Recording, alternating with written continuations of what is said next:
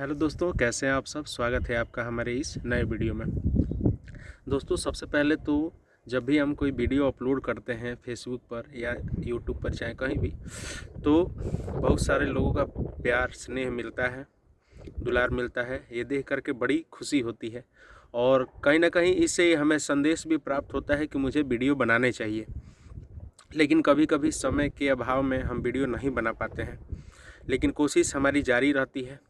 दोस्तों, आज फिर एक बहुत ही अहम मुद्दे पर बात करने के लिए हम ये वीडियो बना रहे हैं दोस्तों। और ये अहम मुद्दा, चूँकि हम शिक्षक हैं तो बच्चों से जुड़ी हुई हर एक बात मेरे लिए बहुत ही बड़ी अहम मुद्दा है। इसीलिए फिर एक गंभीर टॉपिक के ऊपर हम बात करने वाले हैं। दोस्तों, हम लोगों के पास आए दिन बच्चों से जुड़े हुए तमाम तरीके की शिकायतें गार्जियन और पेरेंट्स के माध्यम से आते रहते हैं दोस्तों। लेकिन मुझे लगता है ये कि बच्चों के विकास में, बच्चों के ऊपर काम में, बच्चों की पढ़ाई में जितना काम हमारा है, जितना काम एक शिक्षक का है, जितना काम एक स्कूल का है, उससे कहीं ज़्यादा अहम भूमिका उनके पेरेंट्स और उनके घर पर रहने वाले गार्जियंस की है। दोस्तों, हम जानते हैं कि बहुत सारे पेरेंट्स ऐसे होते हैं जो घर पर नहीं रहते हैं, वो बच्चों के ऊपर समय नहीं दे पाते हैं। लेकिन कुछ लोग ऐसे भी रहते हैं जो घर पर निश्चित तौर पर रहते हैं, जो चाहें तो समय दे सकते हैं बच्चों के ऊपर। दोस्तों, सबसे बड़ी बात यह है कि बच्चों के ऊपर जो हम समय देते हैं ना, वो एक बहुत ही अहम समय होता है और जनरली ये काम हम नहीं करते हैं। नतीजा ये होता है कि बच्चे दिन प्रतिदिन जो उनकी विकास की रफ्तार होनी चाहिए वो क्या होते जाता है, तो कम होते जाता है। दोस्तों, आज जो हम बात करने वाले हैं वो निश्चित तौर पे अगर उस पर काम किया जाए तो जहाँ तक हमारा अनुभव है, जहाँ तक हमने देखा है, बच्चों में निश्चित तौर पे विकास देखने को मिलेगा। और वो काम है क्या?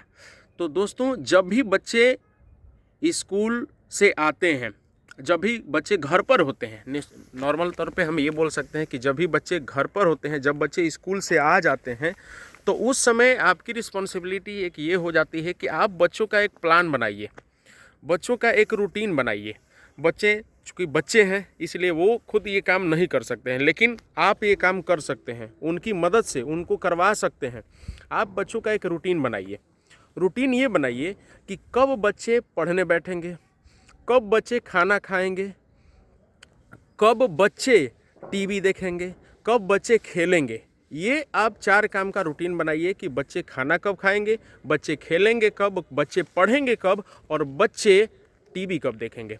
अगर इन चारों रूटीन को आप बना देते हैं और दिन प्रतिदिन बच्चों के ऊपर अगर इसको इम्प्लीमेंट करते हैं, अगर लागू करने का प्रयास करते हैं, तो निश्चित तौर पे इससे बच्चे डिसिप्लिन होंगे।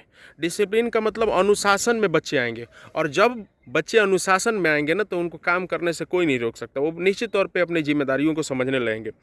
कई बार ये होता है कि हम अपनी जिम्मेदारी भूल जाते हैं। बच्चे जब घर पर आते हैं तो बच्चों को जब मन करता है पढ़े, जब मन करता है नहीं पढ़े, जब मन किया बाहर निकल के खेलने लगे, जब मन किया टीवी चालू कर लिए, देखने लगे। कोई रूटीन नहीं है उनको, और ये समझाने वाला भी उनके पास कोई नहीं है। कोई समझाए तो ना बच्चे उसको समझे, क्योंकि वो बच्चे हैं, उनके पास इतनी समझ नहीं है कि वो इन सभी चीज़ों को समझ पाएँ। इसीलिए हमारी जिम्मेदारी ये बनती है कि बच्चों को हम इसमें गाइड करें, और गाइड करने के बावजूद भी अगर बच्चे थोड़े बहुत बदमाशी कर रहे हैं तो हमारी फिर से ये रिस्पॉन्सिबिलिटी बनती है कि हम उनको समझाएं, मारे नहीं, डांटे नहीं, उनको समझाएं। बच्चे निश्चित तौर पे इन सभी चीज़ों को समझने शुरू कर देंगे। दोस्तों, हमारी एक रिस्पॉन्सिबिलिटी एक और गंभीर मुद्दे के ऊपर जा कर के खड़ी हो जाती है। यहाँ पर हमारी जिम्मेदारी बहुत महत्वपूर्ण है। दोस्तों, जब भी बच्चे स्कूल से आते हैं, जब भी बच्चे ट्यूशन पढ़ के आते हैं, तो हमारी एक रिस्पॉन्सिबिलिटी ये भी है। पहले तो रिस्पॉन्सिबिलिटी समझ लीजिए।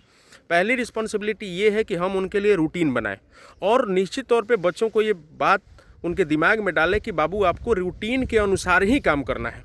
जब बच्चे रूटीन के अनुसार काम करना शुरू कर देंगे तो वो अनुशासन में आ जाएंगे, और जब अनुशासन में आ जाएंगे तो निश्चित तौर पे वो दिन प्रतिदिन अच्छा से अपना काम करने लगेंगे, पढ़ाई करने लगेंगे।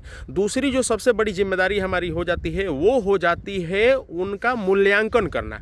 जो भी हमने बच्चों को टारगेट दे रखा है, जो भी बच्चों को हमने काम दे रखा है, चाहे जिसके लिए भी हम उनसे कुछ भी करवाते हैं, वो बच्चे सही तरीके से कर रहे हैं कि नहीं। जैसे मान लीजिए स्कूल में हम बच्चों को भेजते हैं पढ़ने के लिए, तो बच्चे स्कूल में पढ़ रहे हैं कि नहीं पढ़ रहे हैं, इसका मूल्यांकन कौन करेगा? ये हमारी रिस्पॉन्सिबिलिटी है।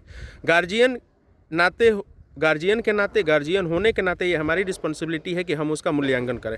जब भी बच्चे स्कूल से आएँ तो आप जब भी उनका समय जो फिक्स किए हैं, जैसे मान लीजिए कि आपने उनका फिक्स कर दिया समय कि 5 बजे से 8 बजे आप तक को पढ़ना है आप सभी को, तो 5 बजे से 8 बजे के बीच में आप भी बैठें, आप भी 10, 15, 20 मिनट का समय निकाल करके बैठें और बच्चों का कॉपी चेक करें, है ना। बच्चों को कॉपी चेक करें, प्रेम से उनसे पूछे कि बाबू आज क्या पढ़े, आज आपका स्कूल कैसा गया, कौन से टीचर सबसे पहले आए थे, कौन से टीचर उसके बाद से क्या पढ़ाए थे। इन सभी चीज़ों के ऊपर जब आप काम करने लगेंगे तो बच्चे आपके तरफ अट्रैक्ट होंगे और खुल के आपसे बातें करेंगे। डांट के नहीं पूछना है, मारना नहीं है, बिल्कुल भी एकदम प्रेम से पूछना है कि बाबू आप क्या पढ़े हो, है ना। आज आपको मैथ्स में क्या क्या पढ़ाया गया, आपको आज साइंस में टीचर ने क्या पढ़ाया। जब आप इन चीज़ों को पूछना शुरू करेंगे ना, तो हो सकता है बच्चे पहले ध्यान नहीं देते हों, लेकिन जब आप एक दिन इसको पूछना शुरू करेंगे तो अगले दिन बच्चों के दिमाग में ये आएगी कि नहीं, हमारे दादाजी, हमारी दादी जी या हमारे अंकल, हमारे पापा मम्मी ये सब चीज़ पूछते हैं, तो अगले दिन बच्चे क्लास में ये बात ध्यान रखेंगे कि मैथ्स में हम क्या पढ़ रहे हैं, दादाजी आगे घर पे जाके पूछेंगे, है ना। तो इन सभी चीज़ों के ऊपर बच्चे भी काम करना शुरू करते हैं। तो दोस्तों 2 बातें एकदम ध्यान रखें आप। पहली बात तो ये है कि बच्चों के लिए रूटीन बनाएं, रूटीन के अनुसार उनको काम करना सिखाएं। और दूसरी बात, जो भी काम बच्चे कर रहे हैं उसका आप मूल्यांकन करें डेली बैठ के समय के अनुसार। निश्चित तौर पे अगर ये सब चीज़ों पर ध्यान दिया जाए तो बच्चे दिन प्रतिदिन बेहतर होते जाएंगे निश्चित तौर पे, और वो आपका नाम रोशन करेंगे।